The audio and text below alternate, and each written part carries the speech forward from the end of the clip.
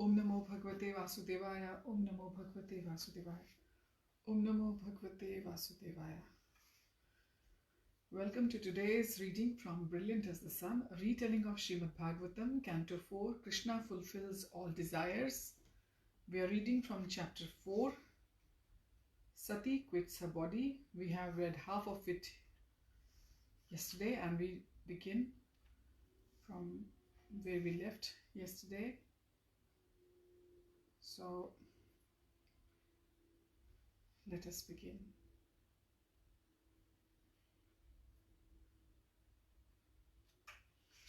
So we'll have a quick recap from verse 17 where we left. Sati waved her guardians to the side and addressed the sages and gods. Shiva protects religion. He is a great universal authority. Do not listen to offenses toward him. Do you not know the Vedic ordinance regarding blasphemy?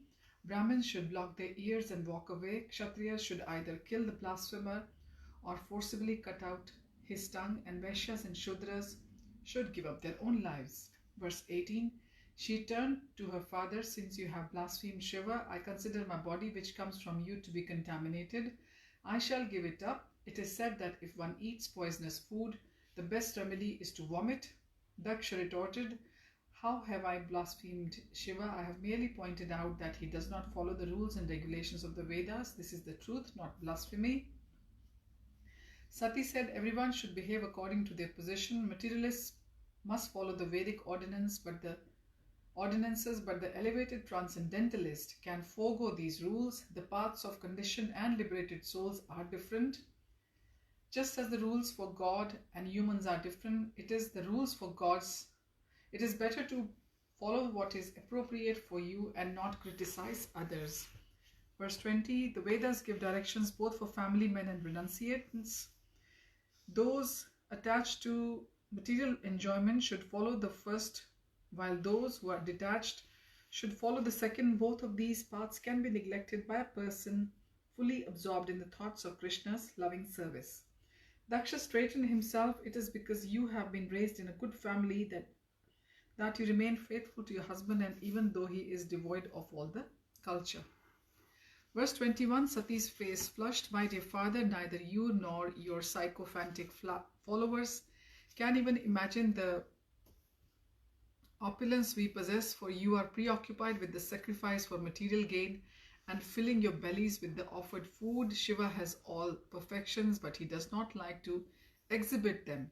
However, he can display any opulence just by his will. This is only possible for great self-realized persons. Daksha's lips curled in disgust and he spun around to walk away.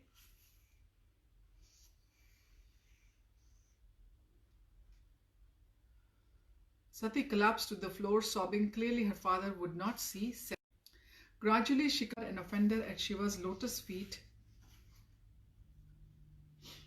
Unfortunately, you fathered my body. I am ashamed to be related to you. Indeed, I am condemned because of my connection to someone who dares offend Vishnu's greatest devotee.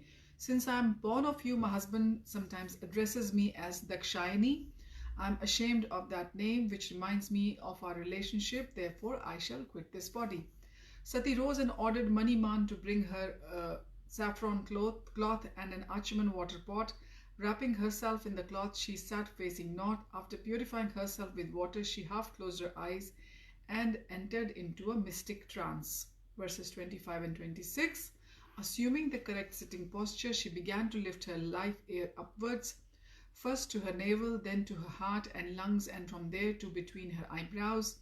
Then in great anger she began to meditate on the fiery air in her body. Her mother, sisters, the celestials, the ghosts and yakshas all watched her in confusion. What was she doing? Sensing the tension in the atmosphere, even Daksha turned back to see what was happening. Suddenly her mother guessed. She is going to self-immolate. Daksha, please stop her. Sati's sisters began to wail and the yakshas and ghosts went wild. They screeched at Daksha, do something, stop her. The Brahmins and gods looked at each other in bewilderment. Maniman and mother fell at her feet and implored her to stop. O mistress, remember how much Shiva loves you, how he has seated you so respectfully and affectionately on his lap. Kindly do not act rashly. Verse 27, Sati paid no heed to anyone.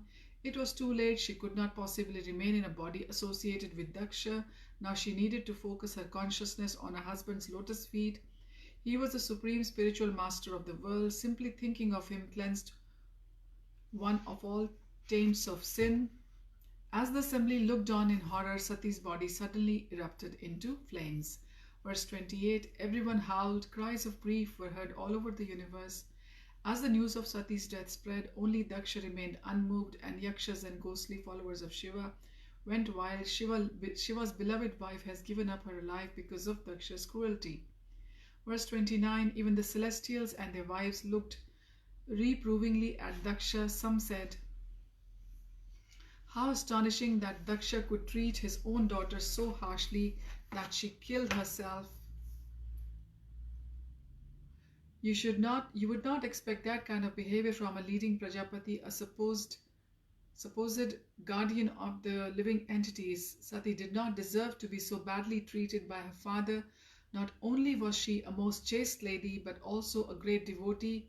Verse 30, the Brahmins also condemned Daksha. He is hard-hearted and unworthy of being considered a Brahmin. Others said, Brahmins should be soft-hearted and forbearing, yet for a small breach of etiquette on Shiva's behalf, Daksha became so angry he did not prevent his daughter's death.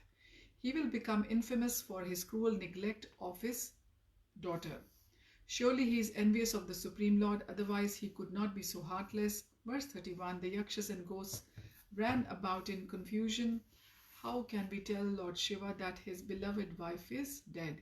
He entrusted her to us. We were meant to protect her. What shall we do?